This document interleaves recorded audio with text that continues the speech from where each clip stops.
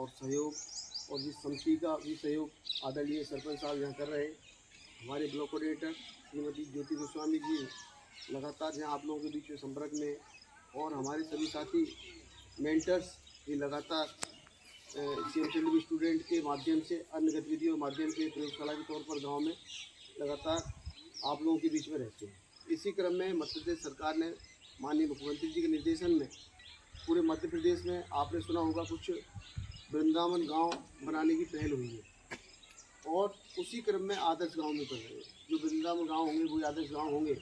तो आदर्श गांव में मुख्य रूप से क्या क्या चीज़ होना चाहिए, तो उसके संबंध में आज आदरणीय संभागी में बरुआ जी आप सबके मध्य पधारे हुए, जहाँ जो प्रस्फुटन समिति है, मणिराम जी है, अन्य लोग भी पदाधिकारी उसमें काम कर रहे हैं, और वो कहीं ना कहीं गाँव के हर बच्चा शिक्षित हो, हर बच्ची शिक्षित हो, गांव स्वच्छ हो, हरा भरा हो, सरकार की जितनी भी योजनाएं चल रही हैं उनका लाभ स्थानीय व्यक्तियों को सरपंच साहब के मार्गदर्शन में पूर्ण रूप से मिले।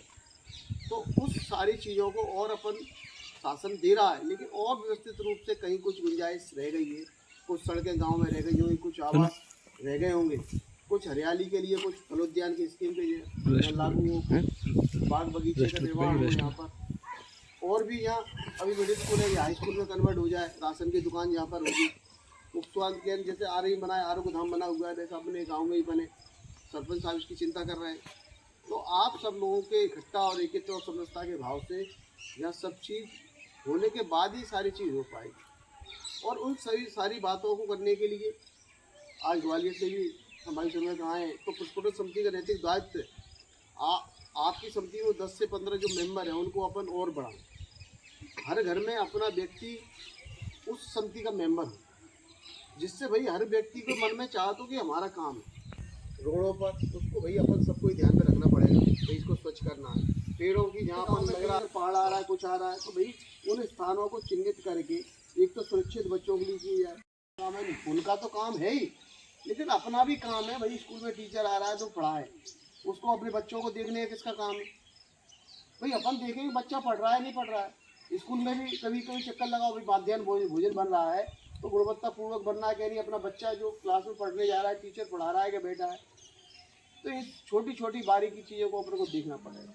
कुछ वृद्ध बैठे हुए तो भाई उनको वृद्धा पेंशन सर्विस मिल रही है कि नहीं मिल रही, तो कारण क्या है? इसके लिए बहुत बहुत धन्यवाद, क्योंकि सबसे बड़ी बात है लोग एकजुट हो जाए, एक जगह स्थान पर आके बैठ जाए, वो अपने आप में बड़ी उपलब्धि है।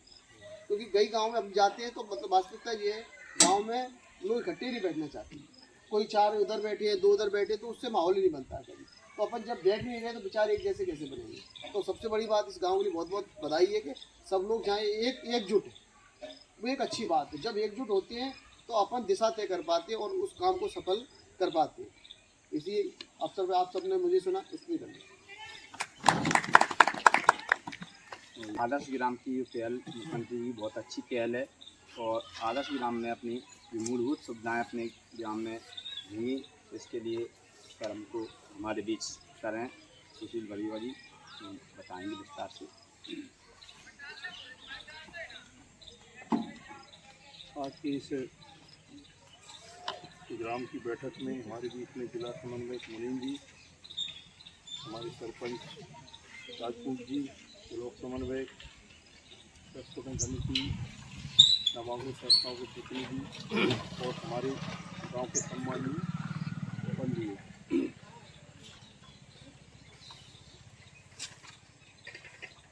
जैसा मुनीम, आदर्श गांव का नाम आप लोगों ने कई बार सुना होगा। एक गांव कैसा होना चाहिए,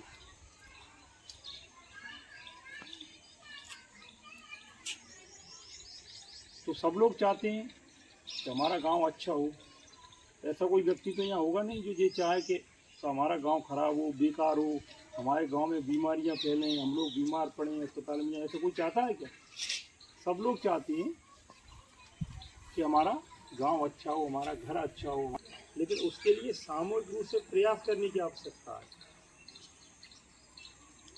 2 प्रकार की बना दी सरकार ने, स्कूल बना दिया, सरकार ने आपके घर तक नल का कनेक्शन दे दिया, सरकार ने आपके गांव में बिजली पहुंचा दी कि नहीं? लेकिन बच्चे स्कूल में जा रहे हैं नहीं जा रहे, ये कौन चिंता करेगा पढ़ने के लिए। सरकार स्कूल खोल सकती है, लेकिन सरकार आपके बच्चों को स्कूल जबरदस्ती नहीं दे सकती। इसकी जिम्मेदारी कौन लेगा? स्कूल है तो सरकारी, लेकिन स्कूल हमारा है, हमारे बच्चों के लिए। इसमें पढ़ेंगे तो हमारे बच्चे पढ़ेंगे। स्कूल टाइम पे लग रहा है कि नहीं लग रहा है, बच्चे अच्छी शिक्षा प्राप्त कर रहे हैं कि नहीं कर रहे हैं, ये जिम्मेदारी किसकी होगी? हमारी तो होगी। अगर हमारे बच्चे अच्छी तरीके से पढ़ेंगे तो हमारे साथ साथ हमारे विकास तो होगा ही, लेकिन अगर कोई बड़ा अधिकारी बन गया तो गांव का नाम भी होता है कि नहीं होता? कि साहब उस गांव का लड़का कलेक्टर बन गया, तो उससे पूरे गांव को लाभ मिलता है। फिर गांव में करने वाली कौन कौन सी बातें जो अपन को करना चाहिए? कुछ काम सरकार करती है, कुछ हमको करना पड़ेगा। जैसे कई बार अपन देखते हैं कि पता पड़ा कि गांव में स्कूल तो बन गया, लोग खिड़की निकाल के ले गए, कोई बिजली के तार के वो प्लग ही निकाल के ले गए, तो कोई वहाँ से ग्वालियर, दतिया और सेवड़ा के लोग तो आएंगे नहीं निकालने। कौन निकाले? गांव के लोग ही तो निकालेंगे। तो ये अपन को समझना पड़ेगा कि जो भी सरकार ने जो सुविधाएं दी हैं वो हमारे लिए दी हैं। अगर उसमें कुछ कमी पेशी है तो हम उसको ठीक करने का प्रयास करें, ना कि उसको बिगाड़ने का। तो सबसे पहले जरूरी ये है कि जैसे आपके गांव में मैंने देखा है कि रोडें अच्छी हैं, ठीक ठाक बनी हुई हैं, बढ़िया। अपन को थोड़ा प्रयास ये करना है कि अपन स्वच्छता पे काम करें। स्वच्छता यानी गांव में कहीं जो गंदगी दिख रही है उसके लिए अपन को प्रयास करना चाहिए। अब उसके लिए पूरा गांव के इकट्ठा होने की जरूरत नहीं है। भाई अगर कोई गंदगी है तो हम जहाँ रहते तो हमारे घर के सामने ही होगी, तो हम लोगों को थोड़ा ये विचार करना पड़ेगा कि हम अपने घर के सामने आसपास कोई गंदगी हो रही है तो उसको ठीक करें, स्वच्छ करें, साफ रखें। बीमारी ये नहीं होगी। मलेरिया का मच्छर कहाँ पनपता है, डेंगू का मच्छर कहाँ पनपता है? जहाँ गंदगी होगी, पानी भरा होगा, स्वच्छता होगी तो ये बीमारी फैलेंगी नहीं। काय के लिए मच्छर पैदा होंगे, काय के लिए काटेंगे?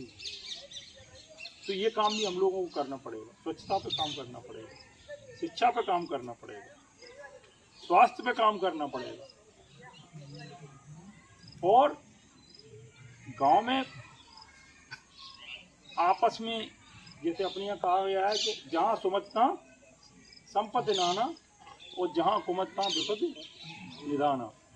तो हमको अगर एक चाय पिएगा, हो सकता है कोई रुकेगा भी, तो आजकल होम स्टे चलने लगेंगे, गांव में रुकेंगे मेरी साहब, आदर्श गांव में तो वहाँ रुकेंगे। तो गांव की रेवेन्यू रोजगार क्षमता भी बढ़ेगी, गांव की समस्याएं खत्म होंगी, हम लोग अपने आप तरक्की करेंगे। तो मेरा सभी को एक सुझाव है, अपनी ऐसी पहली बैठक है, आप सब लोग चिंतन करें, मनन करें। हमको नहीं पता आपके गांव की क्या समस्या है, आपके गांव की समस्या आपको अच्छी तरीके से पता हो, तो समस्या पे काम भी आपको ही करना पड़ेगा। तो कौन कौन सी समस्याएं हैं, उन समस्याओं का बैठ के निराकरण करेंगे, धीरे धीरे करके उनकी प्राथमिकता तय करेंगे। पहले इस समस्या पे काम करेंगे, फिर इस पे करेंगे, फिर इस पे करेंगे, एक एक करके समस्याएं खत्म करते चले जाएंगे। जब कोई समस्या नहीं रहेगी तो अपने आप सब ठीक हो जाएगा। सही बात। इस प्रकार हम गिनती छोटे होकर याद करते हैं 1 से लेकर 100 तक, तो 10 तक याद कर ली तो 90 बचती हैं, 20 तक कर ली तो 80 बचती हैं।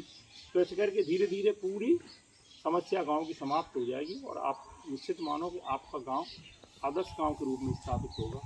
आप सभी लोगों ने मुझे ध्यानपूर्वक सुना, उसके लिए बहुत बहुत धन्यवाद।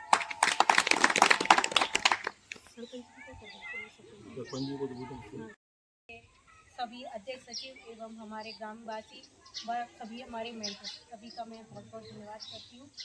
जैसे कि आज की जो बैठक ये रखी जा रही है, ये बैठक हमारी मध्य प्रदेश जन अभियान ग्राम से पधारे हुए सभी साथियों को प्रणाम करता हूँ।